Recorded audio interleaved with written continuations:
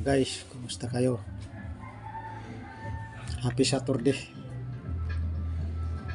Sana andyan kayo sa magandang kalagayan. Maraming salamat pala guys sa mga suporta nyo sa aking mga vlog, sa aking munting channel, aking munting YouTube channel. Maraming salamat guys sa mga suporta nyo, na walang sawang pagsusuporta nyo sa akin mga video. Maraming guys, salamat.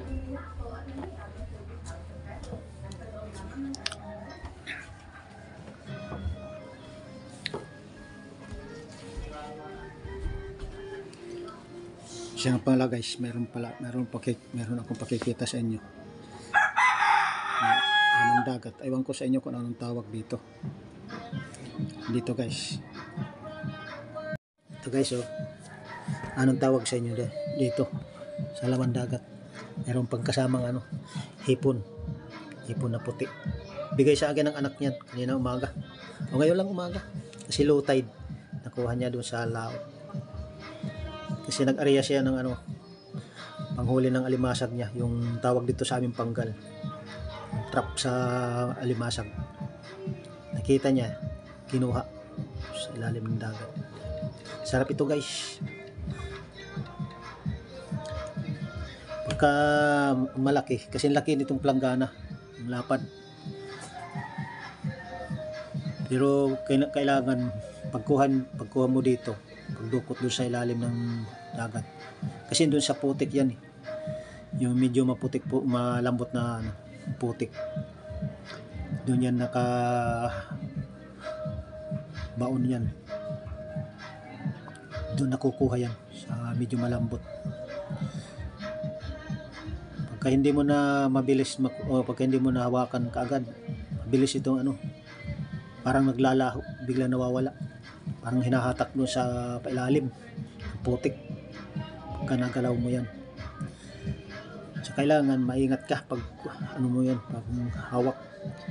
Kailangan itulikyan mo ito. Ito. Itong mga gilid na ito. Mag-ingat ka ito.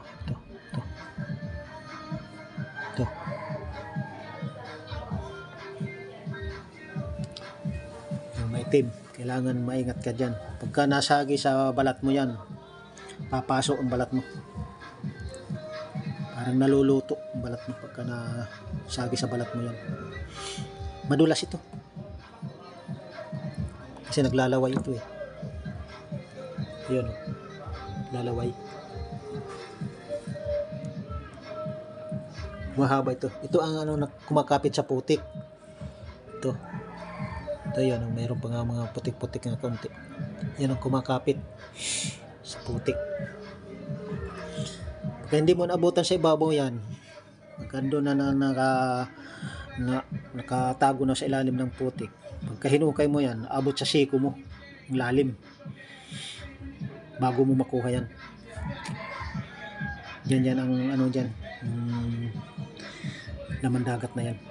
Ang tawag dito sa amin yung kibot. Ewan ko sa inyo kung anong tawag dyan. Mahal ito guys. Ito sa amin. Ito ang halaga mga 10 peso hanggang 15 peso. Halaga dyan. Binigay sa akin ng anak kanina na umaga. Kasamang hipon. Ito ang sa ilalim. Dito yun naman sa ibabaw. Ayun sa ibabaw. Yan. Sa ibabaw. Pero ang niyan, parang umaangat ito dito. Ang katulad niya itong planggana na ito. Ang postura niya. Ang itsura dun sa sa ilalim ng dagat. Pagka nakita mo ng malayo, parang coral lang pagtingin mo. Kasi ito, kakulay ng coral. Ito.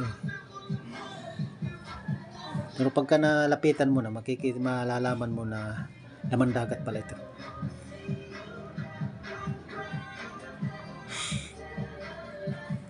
Sarap ito guys. Ang paggawa nito pagluto, mo yung lalaga, lutong-lutong kalaga. Tapos Ihiwain mo maliit, tapos lalagyan mo ng mga sangkap, gagataan mo. Yung gata naman, yung espeso, yung purong-puro yung gata. Kaunti lang gata, hindi naman kailangan na maraming sabaw kasi luto na eh. Ipagluto na lang ng gata at saka yung mga sangkap, lalagay ng sangkap kasi itong laman dagat luto naman eh. Ganyan ang ang proseso ng pagluto. Sarap yan guys, maraming kumukuha dito yan. Yung iba doon sa malalim yan, yung iba dyan sa mababaw pagka low tide, saan dyan lang yung tumutubo sa mga maputik na lugar sa ilalim ng dagat. Iba doon sa malalim maabot ng 6 na dipa lalim, 5 dipa, ganyan ang lalim. Pero yung iba hanggang bukong-bukong lang sa paa, lalim pagka low tide.